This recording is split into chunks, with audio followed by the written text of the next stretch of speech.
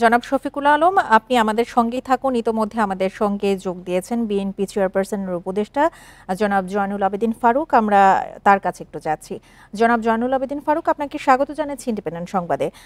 যেমনটি আমরা আলোচনা করছিলাম যে বিএনপি মহাসচিব যে অসুস্থ প্রতিযোগিতার কথা বলেছেন, তিনি এই মন্তব্যের মাধ্যমে মূলত কাদেরকে ইঙ্গিত করেছেন? আবার বলেন, প্রশ্নটা বুঝতে পারিনি। বিএনপি মহাসচিব বলেছেন যে যেই অসুস্থ প্রতিযোগিতার কথা তিনি বলেছেন, এর মাধ্যমে তিনি কাদেরকে ইঙ্গিত করেছেন?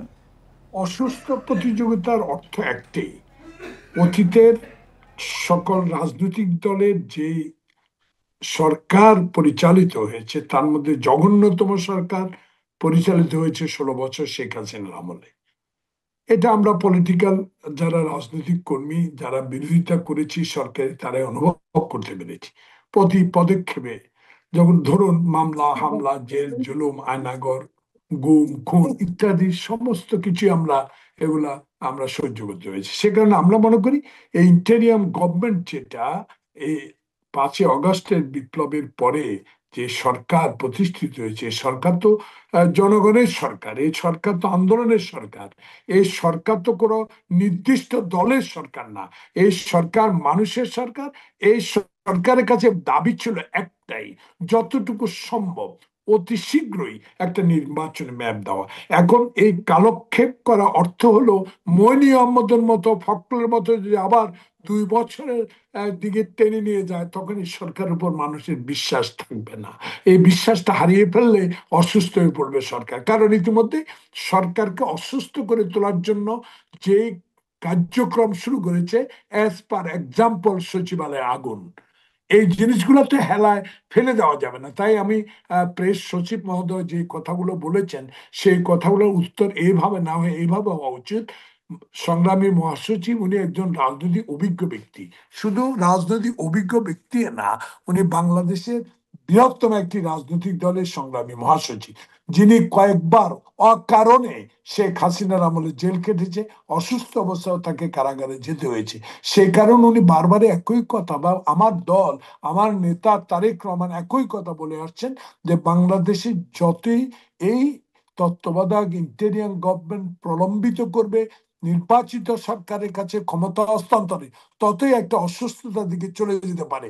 নতুন দল হোক, আমাদের কোনো আপত্তি নাই, কোন দলকে নিষিদ্ধ করা হবে এটা আমাদের বিষয় না, জনগণই ঠিক করবে। তাই জনগণই মূল সংস্কারটা ঠিক করার জন্য জনপ্রতিনিধির হাতে ক্ষমতা হস্তান্তরটা চায়। তাই উনি মনে করেছেন অসুস্থতা না করে, অসুস্থ না হয়ে সুস্থতার মধ্যেই অতি সত্বর একটি নির্বাচনী ম্যাপ সকল রাজনৈতিক দলের সাথে আলোচনা করে দেওয়া উচিত বলে আমরা মনে করি। আপনি বলছিলেন যে যত দ্রুত সম্ভব নির্বাচনের কথা।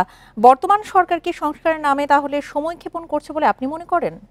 আমি সেটুকু কোনোদিনও দোষারোপ করতে চাই না। আমি এইটুকু বলতে চাই যে আমাদের দল, আমরা রাজনীতি করি, ধরেন আমি, আমার নেতা তারেক রহমান, আমার নেতা মির্জা ফখরুল ইসলাম আলমগীর, উনি তো আজকে রাজনীতি শুরু করেন নাই। আমরা 69-এর গণ আন্দোলন দেখেছি, 70-এর আন্দোলন দেখেছি, 71-এ মুক্তিযুদ্ধে নিজে অংশগ্রহণ করতে করতে পেরেছি, এই সৌভাগ্য আমাদের আছে।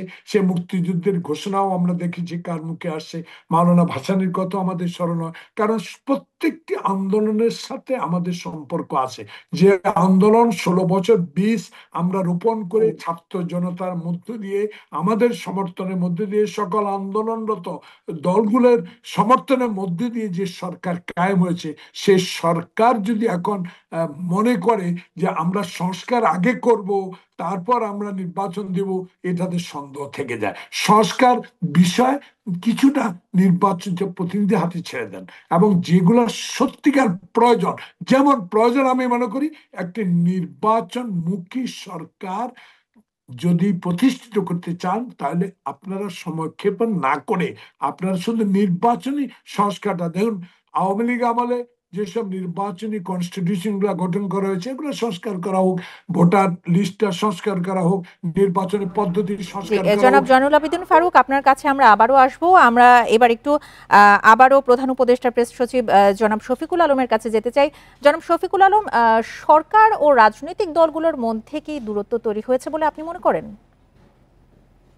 না, আমরা মোটেও মনে করি না। আমরা মনে করি রাজনৈতিক দলগুলো, বিশেষ করে যারা জুলাই গণ অভ্যুত্থানে সক্রিয় ভূমিকা পালন করেছে, তারা আমাদের অংশীজন, তারা আমাদের পার্টনার, এবং তাদের সাথে আমাদের নিয়মিত ডায়ালগ হচ্ছে। আপনি জানেন এই সপ্তাহে জামাতের আমির এসেছিলেন প্রফেসর ইউনূসের সাথে কথা বলতে, একটা খুবই সৌহার্দ্যপূর্ণ পরিবেশে কথা হয়েছে। তারও ২-৩ দিন আগে বিএনপির সেক্রেটারি জেনারেল এসেছিলেন, তার সাথেও কথা হয়েছে। তো আমরা তো কন্টিনিউয়াস একটা ডায়ালগের মধ্যে পলিটিক্যাল পার্টিগুলোর সাথে আছে। এটা একটা ফর্মাল ডায়ালগ হচ্ছে যেমন, এমনি ইনফরমালি আমাদের অ্যাডভাইজার মহোদয়দের সাথে, পলিটিক্যাল পার্টির সাথে নিয়মিত কন্ট্যাক্ট হচ্ছে, যোগাযোগ হচ্ছে। অনেক বিষয় আছে যেগুলো আপনি দেখেছেন যে যখনই একটা ন্যাশনাল ক্রাইসিসের মুহূর্ত আসে, সবাই একসাথে একই সুরে কথা বলেন এবং ন্যাশনাল ঐক্যটা সবারকে পৃথিবীতে ব্যাপী জানিয়ে দেন যে আমরা সবাই এক জায়গায় একতাবদ্ধ। এবং সেই জায়গাটা আমরা বারবার এই পরীক্ষায় আমরা দেখছি যে সবাই উত্তীর্ণ হচ্ছেন। জনাব শফিকুল আলম, আপনি আমাদের সঙ্গে থাকুন।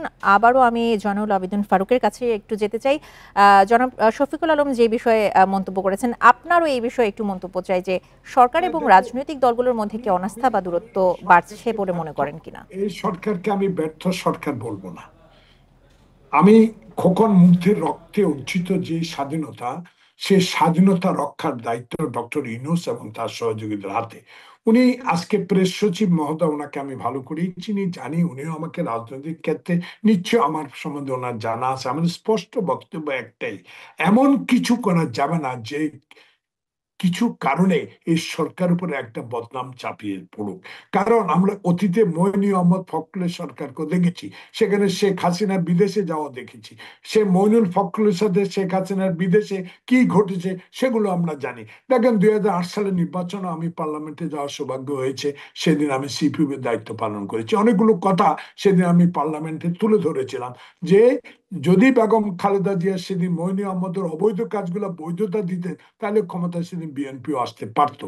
সেখানে আমি মনে করি বিলম্বিত অর্থই যে রাজনৈতিক নেতাদেরকে হেয় করা না, বিলম্ব অর্থ যে কোনো ষড়যন্ত্র আবার মাথায় পড়ে বসতে পারে এবং যে কোনো ষড়যন্ত্র এই সরকারকে ব্যর্থ করে তুলতে পারে। সে কারণে আমার দলের নেতা মির্জা ফখরুল ইসলাম বারবারই বলছেন একটা নির্বাচন মেয়াদ দিয়ে দেন না, আজকে হোক কাল হোক পরশু। আমরা তো অস্থির হচ্ছি না, আমরা অস্থির হচ্ছি এই কারণে যেভাবে সচিবালয়ে আগুন, যেভাবে অন্যান্য কাজগুলো যেভাবে হচ্ছে, সে কারণে আমাদের ভয় ভীতি। দেখেন 169 জন প্রেস সচিব একটা গুরুত্বপূর্ণ পদে আছেন। আমরা সরকার পরিচালনা করেছি, 5 বার পার্লামেন্টে যাওয়ার সৌভাগ্য আমাদের হয়েছে। সেখানে আমি মনে করি যে এই বিষয়গুলো প্রেস সচিব মহোদয় নিশ্চয় বুঝতে পারবেন। আমাদের বক্তব্য এটা না যে তাড়াহুড়ো করে নির্বাচন দিলে বিএনপি ক্ষমতায় চলে আসবে, সেটা বড় বিষয় না। বড় বিষয় হলো একটাই, যেন জি, ষড়যন্ত্র। জনাব জয়নুল আবেদিন ফারুক, আপনার বক্তব্য আমাদের কাছে একেবারেই স্পষ্ট।